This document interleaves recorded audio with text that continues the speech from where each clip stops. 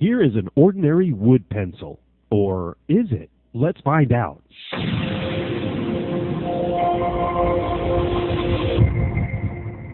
To make the Pretender pencil, you're going to need a sharp cutting tool like a box cutter or razor blade. Check out my new close-up lens I'll be using for my projects to give you a closer view of things. So we'll have our pencil and lay it down, then take your sharp cutting tool and start making cuts right at the very end of the ferrule. That's the metal part of the pencil. Keep turning the pencil and cutting away. Careful not to cut yourself. Once you've made that final cut, you'll end up with the ferrule and eraser and the other end of the pencil. Now it's time to clean out the inside of the ferrule, so the easiest way to do that is to use a 3/16 inch drill bit. I placed the ferrule eraser side down into my vise and tightened it up. Then slowly and carefully I drilled out the center of the ferrule. Now you don't want to go too deep because you don't want to eat into the rubber eraser on the other side. Once you think you've drilled far enough, it's time to use your sharp cutting tool and carefully cut out the rest of the wood inside the ferrule. Now when you're done, you'll have a hollow ferrule and you can see the eraser on the other end. Now it's time to work on the second half of our pencil, and I'll be using a 5/32 inch drill bit for this one. Now here I used a small piece of paper to protect the wood part of our pencil as I held it in place in my vise.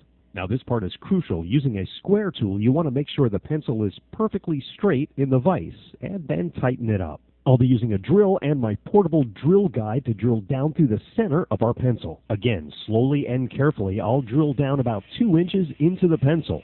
Now when you're done, there's going to be a lot of graphite. Now you want to make sure your hands are clean for the remaining steps, so wash them up good. When you're done, you're going to have a nice hole through the center of your pencil.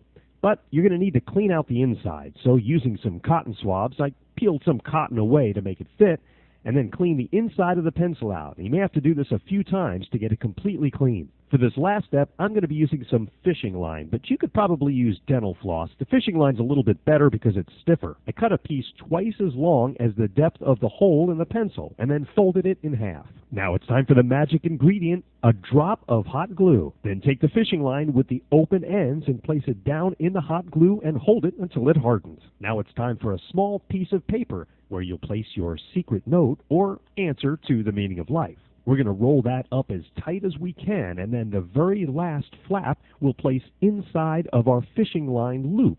Continue to roll until it's nice and tight. Then insert your secret note inside your Pretender pencil. Push the ferrule firmly on the end of the pencil, and it will fit tight. It looks exactly like a regular pencil, and nobody can tell the difference. Not even Tux the cat. She was fooled too. And that's how to make the Surrender pencil. Before I go, I wanted to take a moment to tell you about my friends at Harry's. Now, you might not know these guys, but they are revolutionizing the shaving industry by focusing on providing guys a great shaving experience for a fraction of the price of those big razor companies. Their razors have a really slick and clean design with high-quality, sharp blades engineered by their own German factory. And the best part, they're half the price of their competitors like Gillette.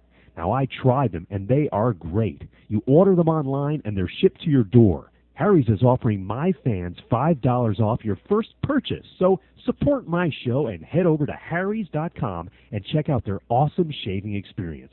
Don't forget to use the promo code KIPK to save $5 on your first purchase.